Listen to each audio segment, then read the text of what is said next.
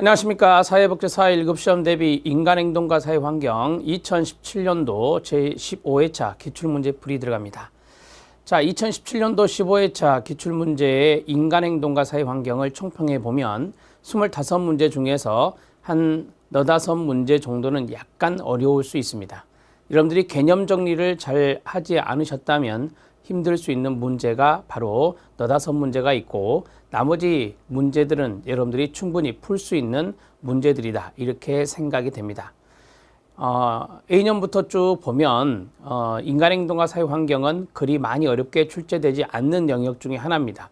1교시에서 사회복지조사 방법론과 그 다음에 인간행동과 사회환경 두 가지 영역인데, 그나마 인간행동과 사회환경이 조사 방법론보다는 좀 더 쉽다라고 말씀드릴 수 있습니다.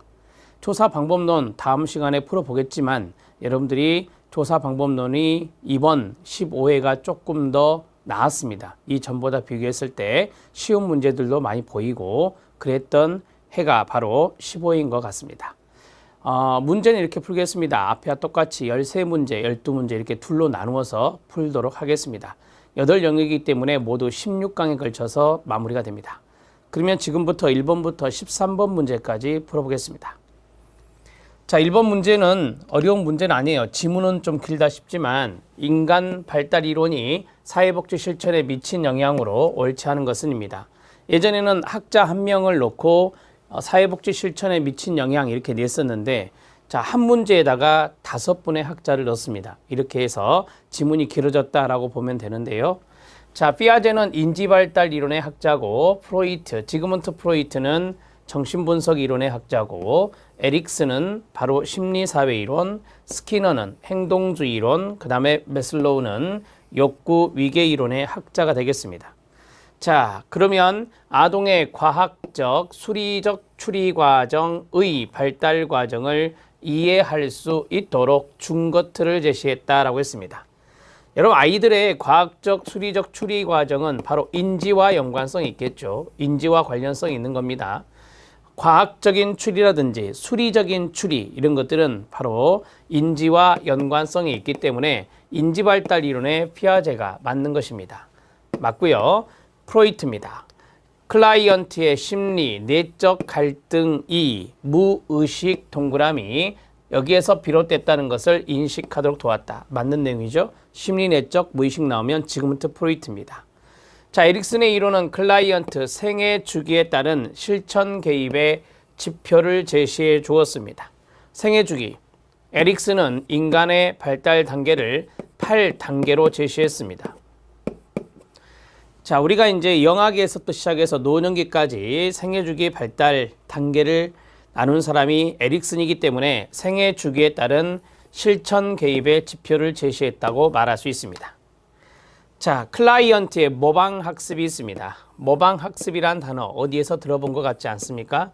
모방학습과 유사한 것이 뭐냐면 타인을 보고 모방하여 학습하는 것이니 관찰학습과도 연관성이 있다, 이렇게 보시면 되고, 자, 이 모방이란 것을 영어로 모델링이라고 하죠.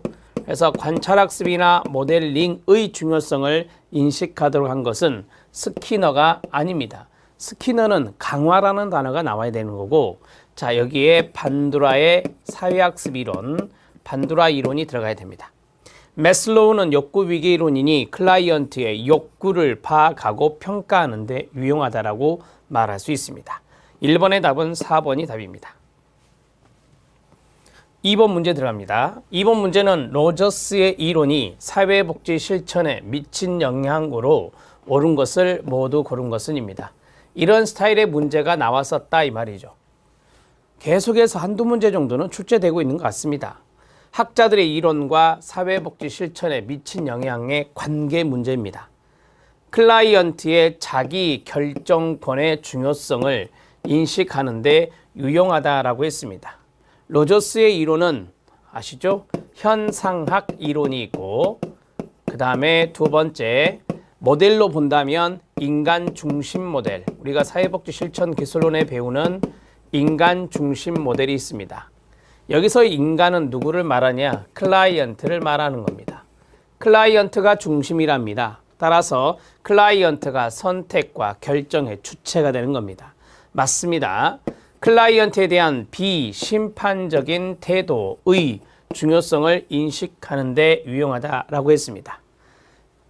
우리가 이제 인간 중심 모델하면 상담 모델의 하나예요. 그래서 사회복지사인 상담자와 내담자인 클라이언트의 관계, 이런 것을 상담 관계를 하는데, 그 상담 관계에 있어서 비심판적인 태도를 상담사, 즉 사회복지사가 갖추어야 할 것입니다.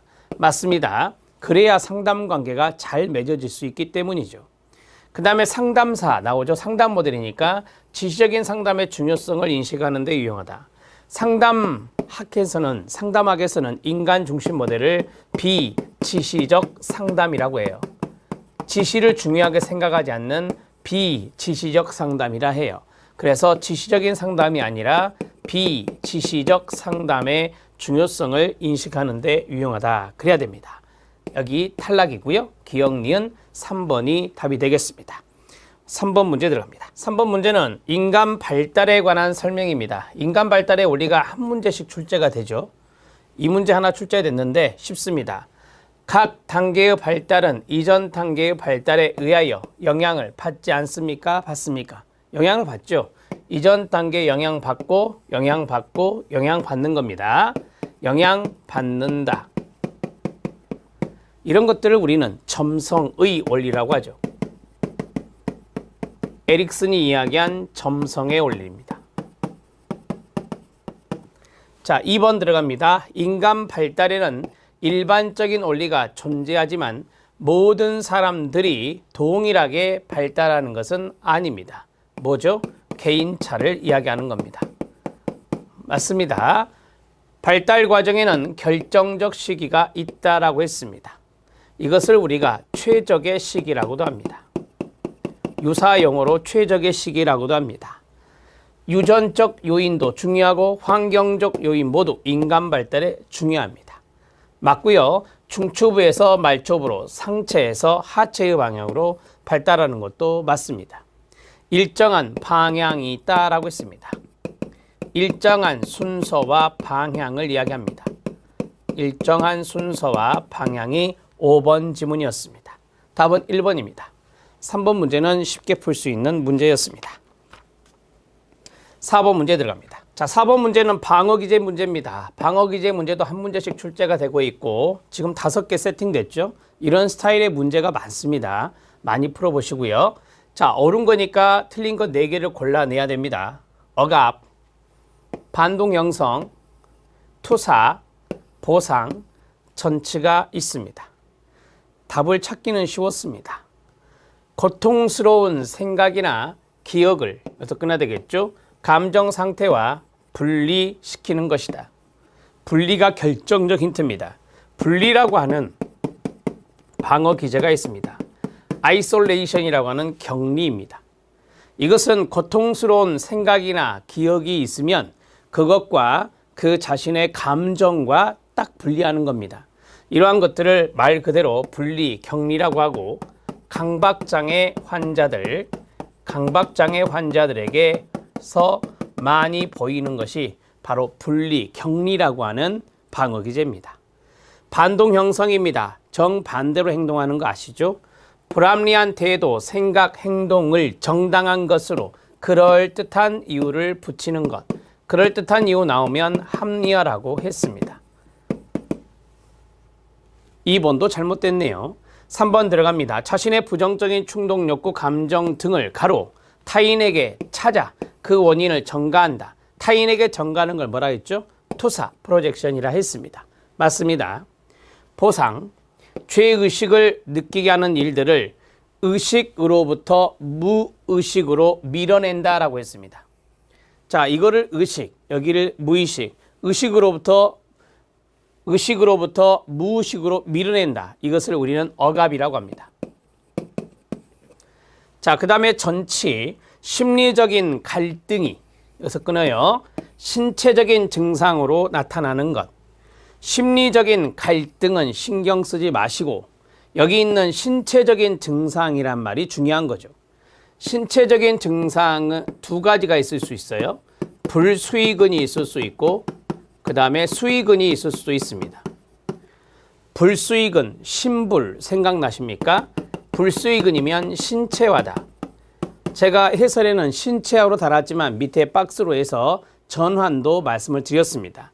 수익은 그리고 신체 감각기관, 신체 감각기관과 연관성이 있으면 이것은 전환이다 이렇게 말합니다. 정신장애에서도 심리적인 갈등이 신체적인 증상으로 나타나는 것이 한 두 가지 정도 됩니다.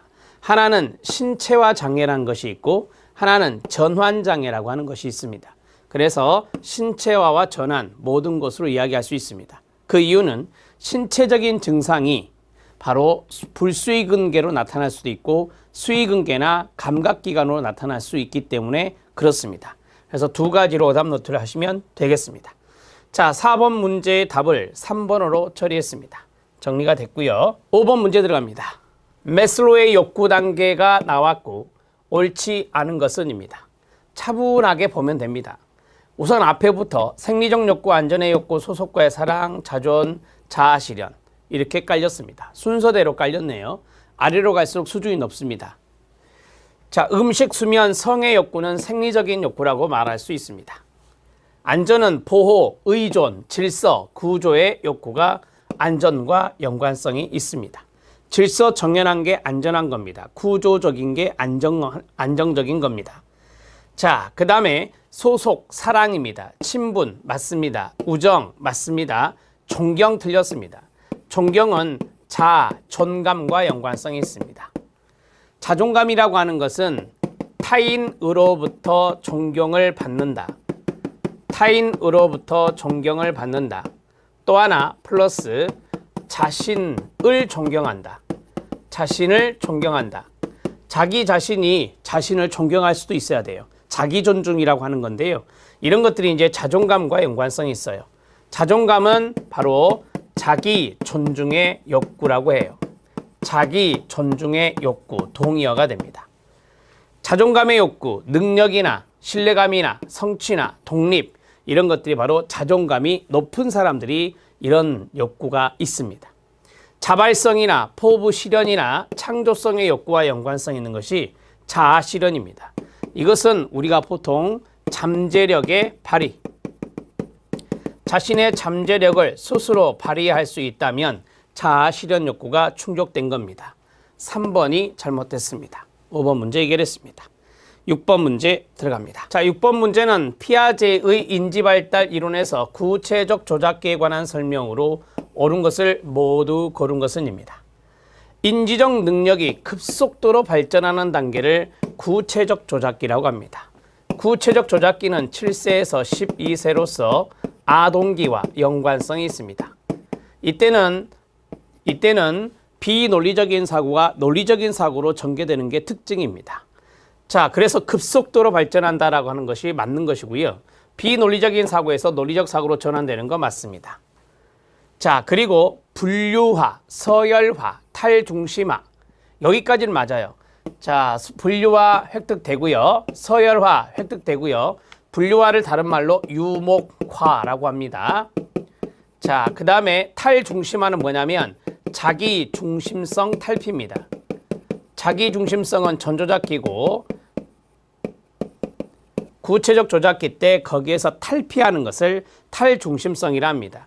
여기 언어기술의 획득이 있습니다. 언어기술의 획득은 바로 앞 단계인 전조작기에서 이루어지는 겁니다. 그래서 디귿쯤은 탈락입니다. 대상의 형태와 위치가 변화하면 그 양적 속성도 변한다. 아니죠.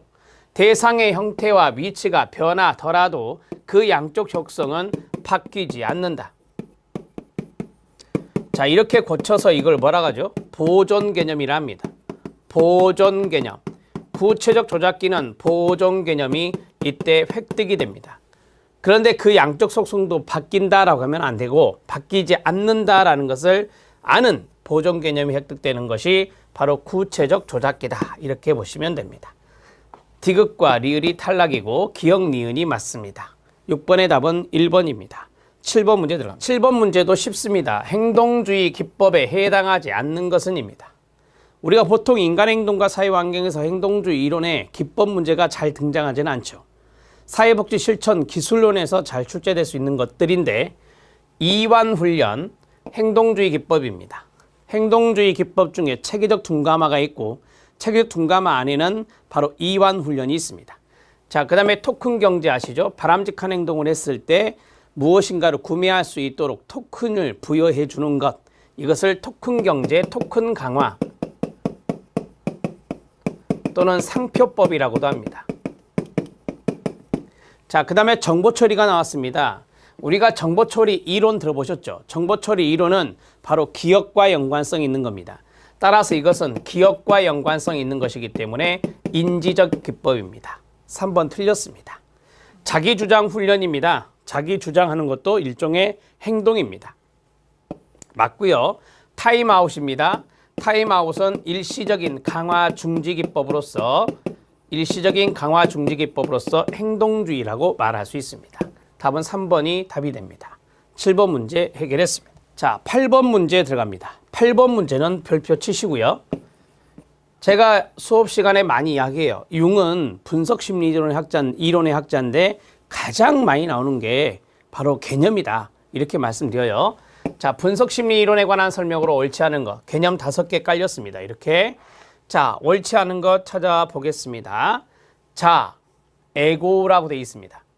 여러분들은 융의 분석심리 이론에 그림이 하나 있잖아요. 그 모형이 있는데 융의 모형이라 하는데 그 모형을 잘 봐놓으시면 이런 개념을 잡는 데 도움이 됩니다. 자, 이 에고는 의식과 무의식을 결합시키는 원형적인 심상이라고 합니다. 자, 우리가 이제 프로이트의 에고가 있잖아요. 자아가 있어요. 이것은 의식 영역에도 무의식 영역에도 존재하는 거예요. 그런데 대개 자아는 의식과 연관성이 많이 있다라고 말하죠. 그래서 의식과 무의식을 결합시키는 원형의 심상이다. 맞고요. 그 다음 문장, 의식은 자아에 의해 지배된다. 네, 맞습니다. 제가 말씀드렸죠. 의식은 자아와 관련성이 많다라고 했어요. 1번 지문 꼭 알아놓으셔야 됩니다. 2번 들어갑니다. 페르소나 나오면 바로 자아의 가면이라 했습니다. 자아의 가면, 페르소나는 외부에 내놓는 공적 얼굴, 이것을 우리가 페르소나를 한다. 외부와의 적응에서 생긴 기능 컴플렉스, 이것을 우리가 페르소나라고 합니다. 자, 외부에 내놓은 나의 공적 얼굴이기 때문에 외부와의 적응에서 생긴 기능적인 컴플렉스, 이런 것들을 우리가 페르소나라고 말해요. 우리가 이제 컴플렉스라는 단어가 들어갔는데 이 컴플렉스도 융이 말한 개념 중에 있잖아요. 우리가 이제 컴플렉스라고 하면은 무의식 속의 관념 덩어리라고 합니다. 무의식 속의 관념 덩어리. 자, 어떠한 관념 덩어리를 우리가 컴플렉스라고 하는데 이 페르소나는 외부와의 관계와 연관성이 많이 있습니다. 자아의 가면이기 때문에 외부와의 적응, 거기에서 생긴 기능 컴플렉스를 페르소나라고 말합니다. 2번 집은 잘 알아놓으시고요. 음영 그림자입니다. 똑같은 말인데요. 음영 그림자, 어두운 면이 원칙이죠. 근데 밝은 면도 있다라고 말씀드렸습니다. 자신의 어두운 면, 자신의 밝은 면, 이런 것들을 은폐할 수도 있고요. 자, 그러면 자신이 모르는 무의식, 여기가 중요한 단어예요. 이 음영과 그림자, 음영 그림자라고 하는 것은 무의식 영역에 있는 거거든요. 그래서 자신이 모르는 무의식 측면에 있는, 끊어요, 부정적인 또 다른 나의 모습으로 모순된 행동을 하게 만든다라고 했습니다. 원래 부정적이고 사악한 측면을 음영이라고 말합니다. 자, 그런데 모순된 행동을 하게 만든다라고 했죠. 은폐하기도 한다라고 했잖아요. 은폐하기도 한다. 자신의 부정적이고 사악한 측면을 은폐하기도 한다. 이런 것들을 바로 모순된 행동으로 이해하시면 되겠습니다. 맞습니다. 집단 무의식입니다. 여러분, 이거는 개인이 아니에요. 집단인 거예요.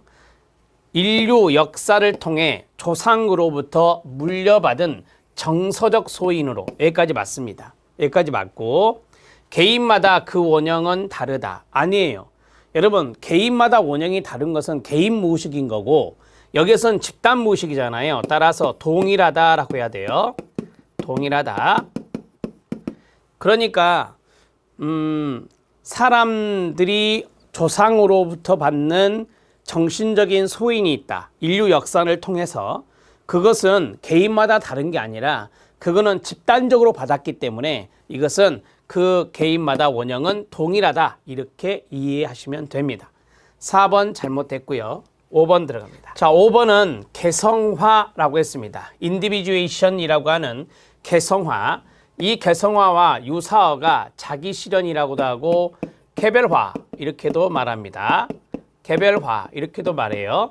자아 실현이라고도 하며 모든 컴플렉스와 원형을 끌어들여 여기가 중요합니다. 성격을 조화하고 안정성을 유지하는 것 이런 것들을 우리가 개성화다 이렇게 말합니다.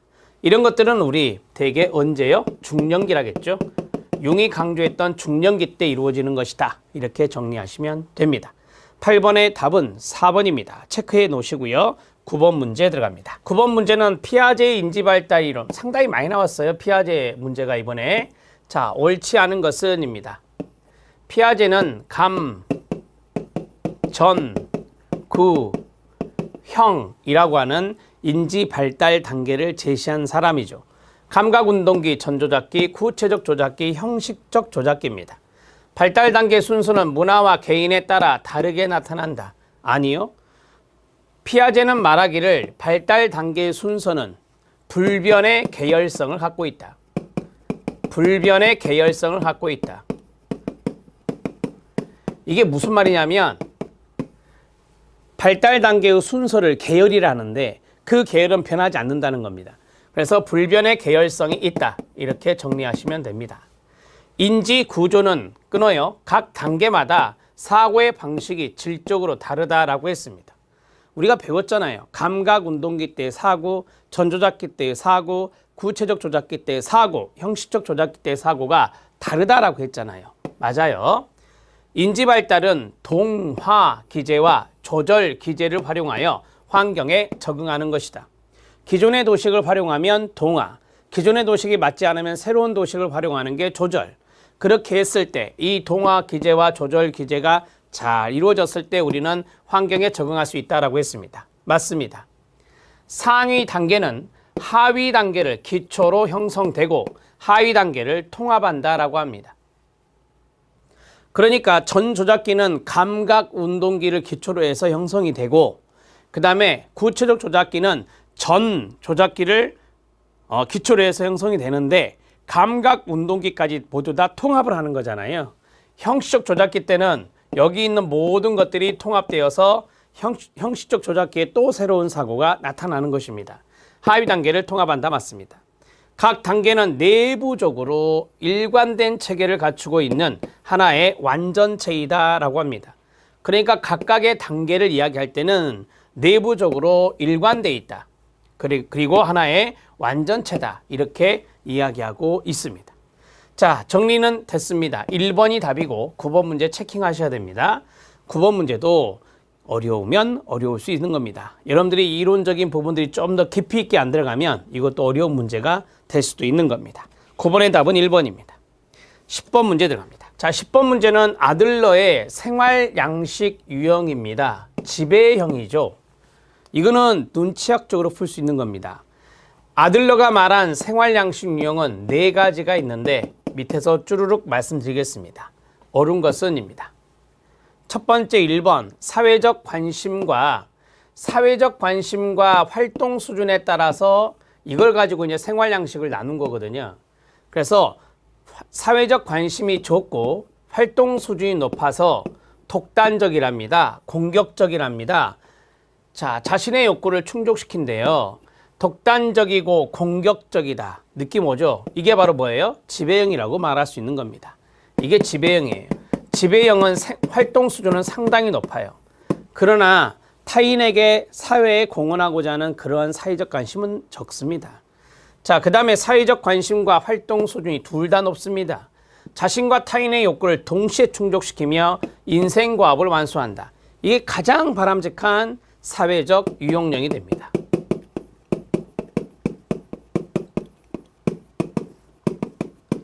자, 세 번째 들어갑니다. 사회적 관심도 낮고 활동 수준도 낮습니다.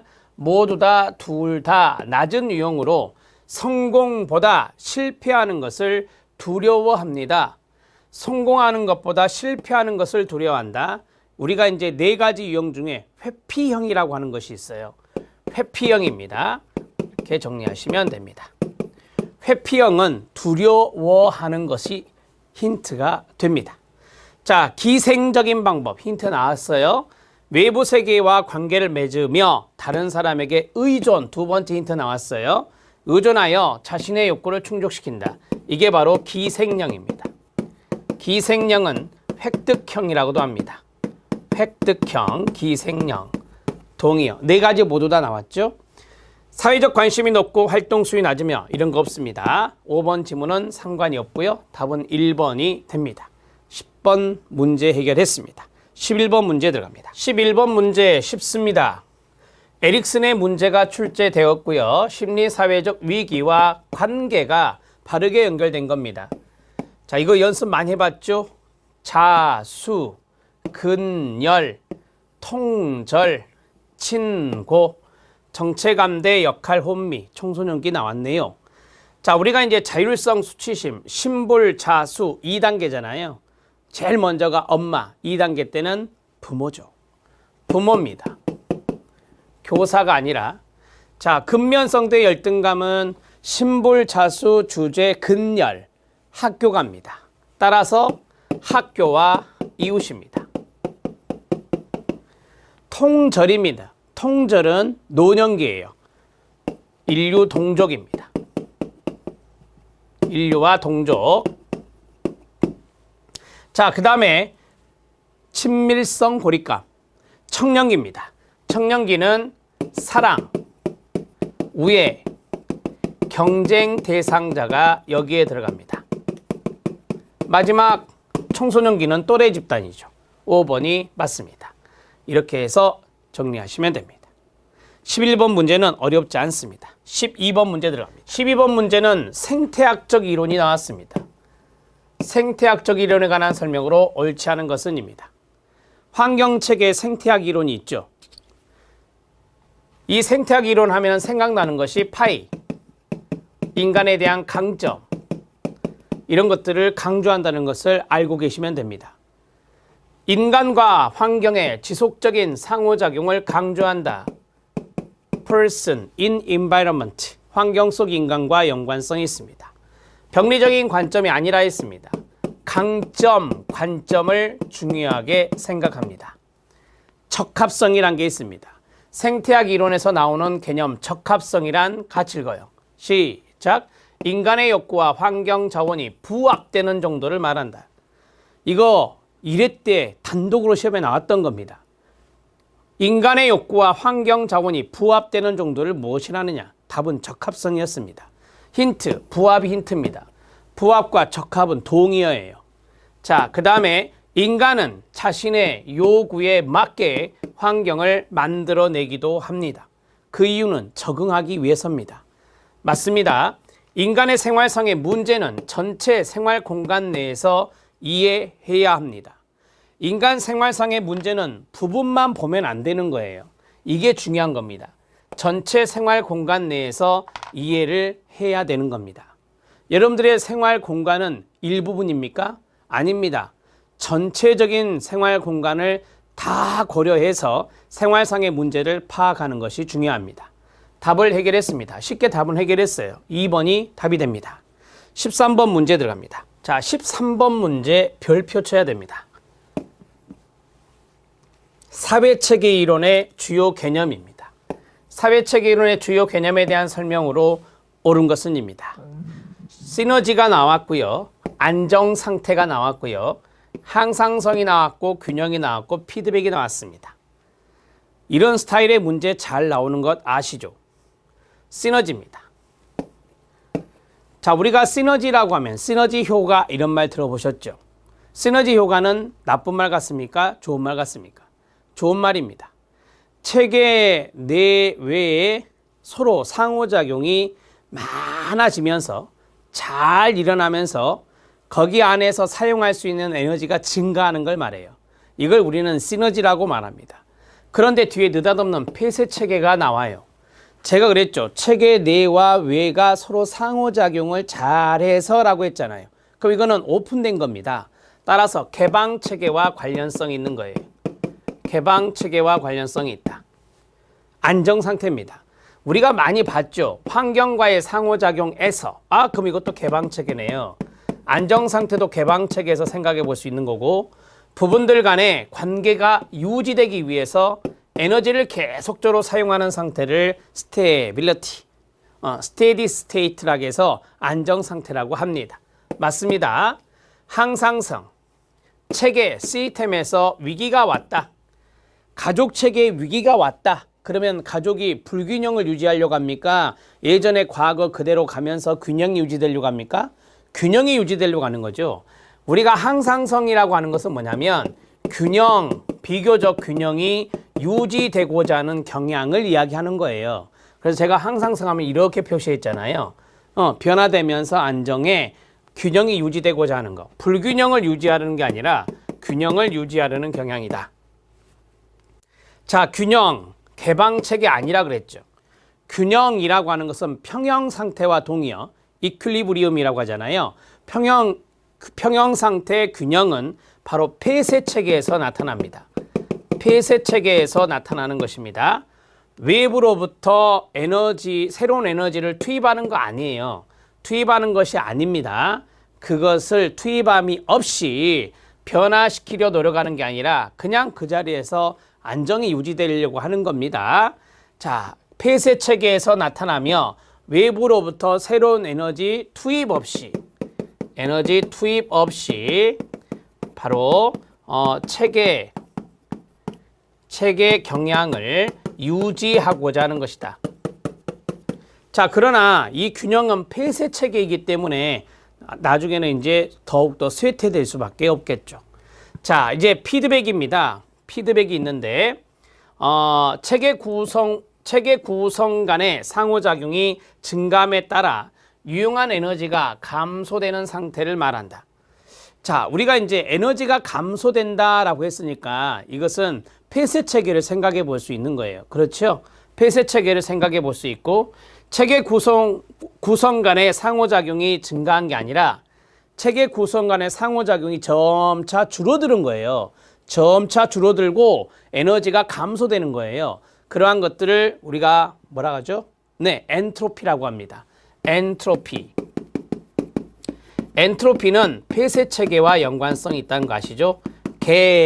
개방 체계는 역엔트로피, 엔트로피는 폐쇄 체계, 이렇게 정리해 드린 바가 있어요. 피드백이 아닙니다. 피드백이 아니에요. 자, 그러면 여기에서 옳은 것 2번 찾아냈습니다.